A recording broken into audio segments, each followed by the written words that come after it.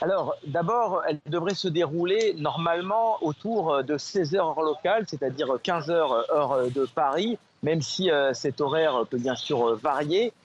Le Hamas n'a pas encore révélé où exactement dans la bande de Gaza est-ce qu'il allait remettre ses otages, mais il va les remettre à la Croix-Rouge qui elle-même va les remettre selon l'endroit où elles ont été récupérées à un point de passage de l'armée israélienne entre la bande de Gaza et Israël. Elles seront ensuite immédiatement conduites avant de voir leur famille vers un centre médical afin de vérifier leur état. On ne sait pas du tout qu'est-ce qu'elles ont subi durant ces 15 mois de captivité à Gaza.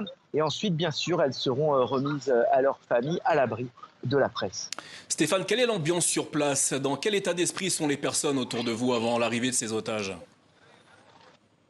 Alors vous le voyez peut-être, la place des otages qui se situe au centre de Tel Aviv, devant les grands musées de la ville, se remplit petit à petit. Ça a été le cœur battant de la mobilisation durant ces 15 mois, 470 jours, comme il est inscrit sur un compteur derrière moi. Et cette place, évidemment, eh bien, va attendre fébrilement cette libération.